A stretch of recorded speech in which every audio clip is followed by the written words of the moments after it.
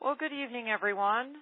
This is Pam Saul. I'm the assistant editor of EquestrianProfessional.com, and I'd like to welcome you to Finding, Managing, and Keeping Great Employees for Your Horse Business. So let me introduce our speaker tonight. Jane Sigler has wide experience speaking on topics related to managing equine businesses. She recently spoke at the 2010 Kentucky International Equine Summit on Equine Association Leadership Management and at the 2010 Maryland Horse World Expo in Timonium. The United States Dressage Federation silver medalist, Jane served for 9 years on the board of directors of the Potomac Valley Dressage Association. She is also a member of the executive committee of the Maryland Horse Council and the Maryland Horse Industry Board's Horse Forum Planning Subcommittee. A lawyer by trade, Jane Sigler now devotes her full time to running Ready Mead Equestrian Facility. She's well qualified to address this issue as Ready Mead currently has 15 instructors and a multitude of full and part-time employees. Jane's ability to deal with so many employees gives her a perfect perspective, which is not usually seen in most equine businesses. Jane, I'd like to thank you for coming tonight. Thank you, Pam. All right, so if we could get started, I'm going to turn it over to Jane. Okay.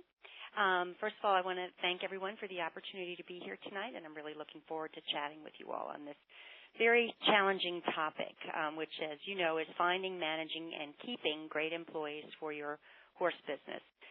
Before we start, I have a couple of disclaimers, and specifically that I am not here tonight to tell you how to run your business, and I'm also not here to give you legal advice. I really believe that every single individual business has its own purpose, its own business model, its own personality, and its own institutional culture. So everyone has to run his or her own business in their own way and figure out what works best for you. My purpose here tonight is to raise some issues that are worth giving some advanced thought to and to suggest some ways to think about them. I've spent 27 years wrestling with these issues and will share as much as I can about what I've learned. My perspective, however, is shaped by the nature of my own business, which is a lesson, boarding, and training stable with between 65 and 70 horses in residence at any given time, and 6 full-time and about 20 part-time employees. All but one of our full-time employees has been with us more than 5 years, and half are more than 10 years. But businesses with an office, retail, or other kind of non-farm model will likely have different needs and different considerations. So those of you who have those kinds of businesses are going to have to adapt these concepts as needed. And again, a lot of the issues we'll discuss today have legal aspects and legal ramifications, and we'll touch on some of them. But I cannot emphasize strongly enough that you should talk to a lawyer about any ideas that concern you, because the law is different from one jurisdiction to the next, and so you really want to make sure that whatever decisions you make really fit the law in your own area. Okay, that being said, let's start to talk about finding good employees. Finding good employees is especially difficult in the horse business because the pool of qualified applicants is low, the pay is often low, the work is difficult, and the work is largely unsupervised. But I really think that the basic key to your success is knowing not only what your business is, but who your business is. Horse people, a lot of people say, and it's probably true, that horse people, many of them are not people. But whenever 2 or more of you are gathered in one endeavor, you all need to get along.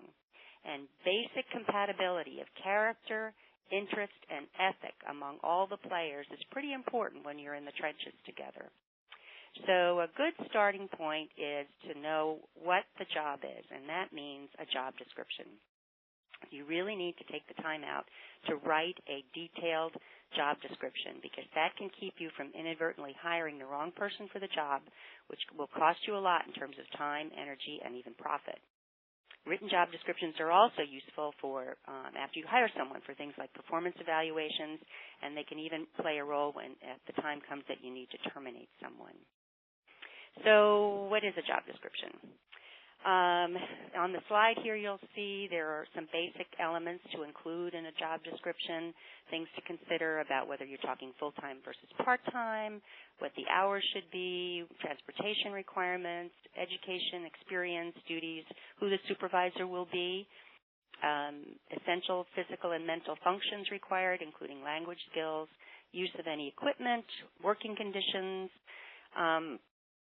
and to kind of spend a little time on some of these individual elements. Sometimes the full-time versus part-time decision is not flexible, but sometimes it can be. Sometimes you can split a full-time job into several part-time jobs, or you can combine several part-time jobs into making a full-time position.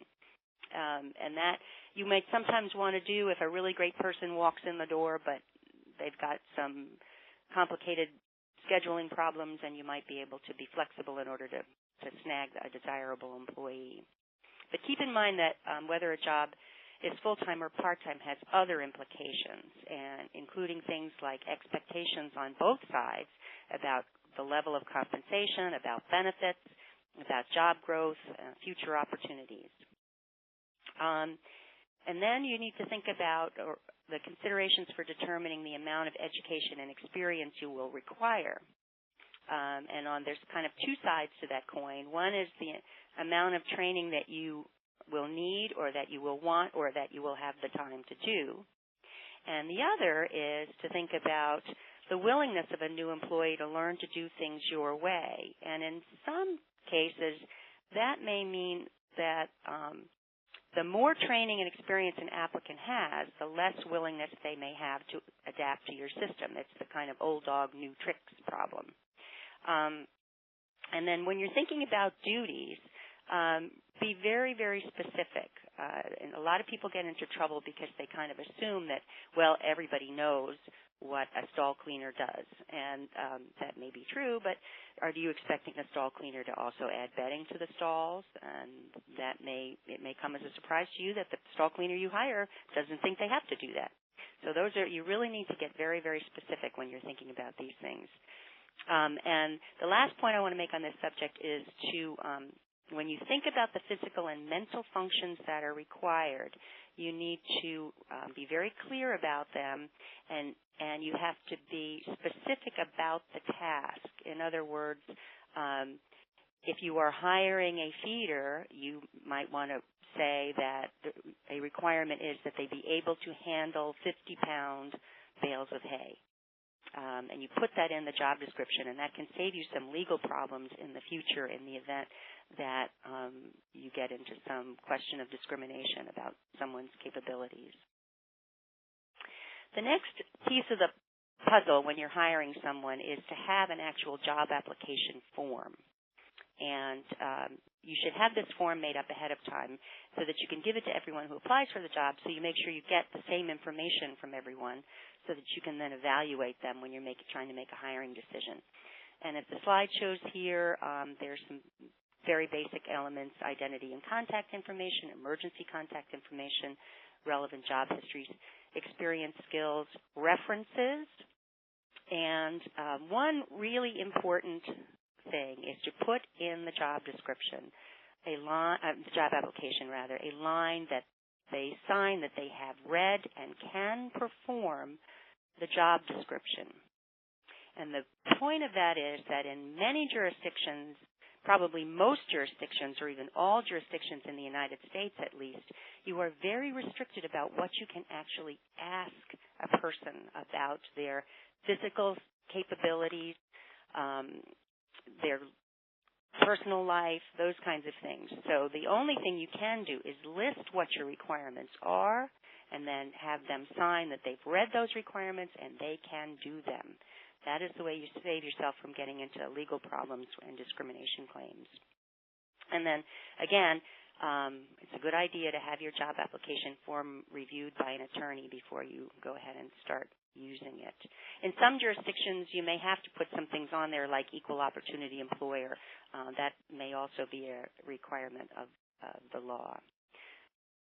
Okay, so then you've got your job description, you've got your application form, and now you've put out an ad, you've got some people wanting to apply, and now you need to do interviews.